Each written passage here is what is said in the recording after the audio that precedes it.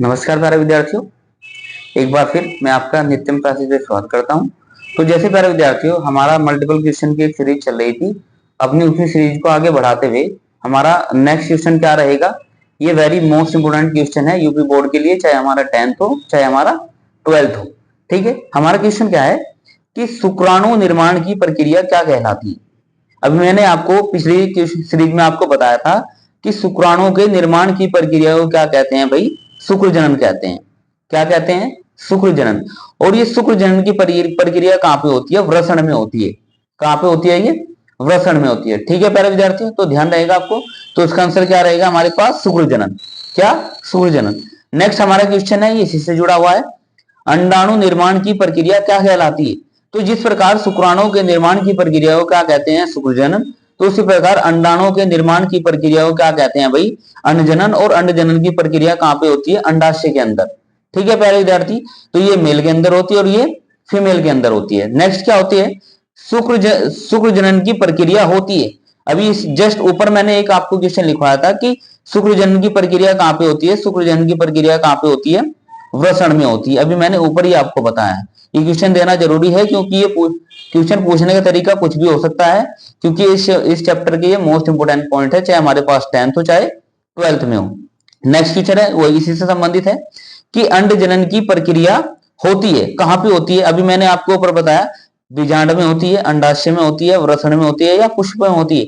तो उसका आंसर क्या रहेगा हमारे पास? अंडाशय। क्या रहेगा इसका? अंडाशय। नेक्स्ट इसी से संबंधित क्वेश्चन है हमारा, मोस्ट इंपोर्टेंट है भाई, कि युग्मकों के निर्माण की प्रक्रिया होती है। अब देखिए, जिस प्रकार शुक्राणु के निर्माण की प्रक्रिया है, अंडाणु के निर्माण की प्रक्रिया है, उसी प्रकार युग्मकों के निर्माण की प्रक्रिया। अब युग्मकों के निर्माण की प्रक्रिया को क्या कहते हैं भाई? युग्मक जनन। क्या कहते हैं? युग्मक जनन। अब देखिए, मैं आपको जो जितनी परिभाषाएं आपको बता रहा हूं, ये आप अपनी परिभाषा नोट भी कर सकते हैं। क्या है कि युग्मकों के निर्माण की प्रक्रिया को क्या कहते हैं? युग्मक जनन। शुक्राणुओं के निर्माण की प्रक्रिया को क्या कहते हैं? शुक्र जनन। अंडाणुओं के निर्माण की प्रक्रिया को क्या कहते हैं? अंडजनन।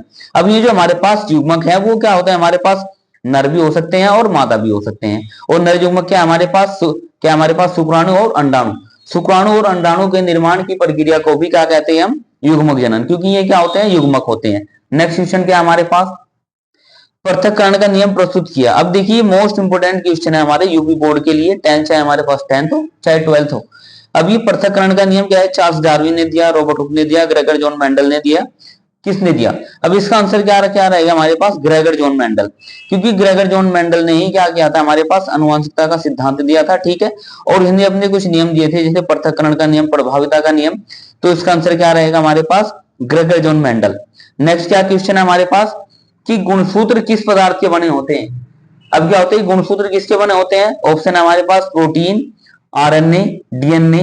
डीएनए व प्रोटीन किसके? तो इसका आंसर क्या रहेगा प्यारे विद्यार्थियों? डीएनए व प्रोटीन के बने होते हैं। किसके गुणसूत्र बने होते हैं?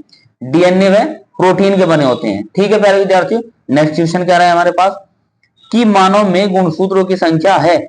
अब क्वेश्चन क्या है? वो कुछ भी पूछ सकता है आपसे। ये भी पूछ सकता है कि मानव में गुणसूत्रों की संख्या कितनी होती है। ये भी पूछ सकता है कि मानव में गुणसूत्रों की संख्या है तो इसका आंसर क्या रहेगा? 46। 46 गुणसूत्र होते हैं। क्या होते हैं? 46 गुणसूत्र होते हैं टोटल, और 23 जोड़े होते हैं। ये भी पूछ सकता है कि कितने जोड़े गुणसूत्र होते हैं, तो कितने हो सकते हैं? 23। और आपको ऑप्शन में मिल सकता है 23, 42, 40, 46 और 48 भी मिल सकता है। तो उसका आंसर क्या रहेगा? 23 रहेगा, लेकिन इस क्वेश्चन का आंसर क्या है? 46 है।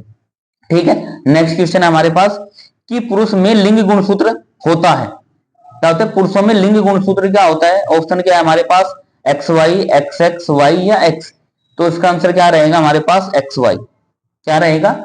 X Y. ठीक है प्यारे विद्यार्थियों, नेक्स्ट क्या है हमारे पास कि जाइगोट के गुणसूत्र की संख्या होती है। तो ये पूछ सकता है। अब देखिए भाई, जाइगोट, अब इस जाइगोट का निर्माण क्या होता है? जब नर और मादा युग्मक मिलते हैं तो किसका निर्माण होता है भाई? जाइगोट। और जाइगोट में ये पूछ रहा है कि गुणसूत्रों की संख्या कितनी होती है, उनकी संख्या कितनी होती है। तो 4x होती है, 3x होती है, 2x होती है या फिर x होती है। तो जो हमारा जाइगोट होता है हमेशा डिप्लॉइड होता है, अर्थात इसका आंसर क्या रहेगा?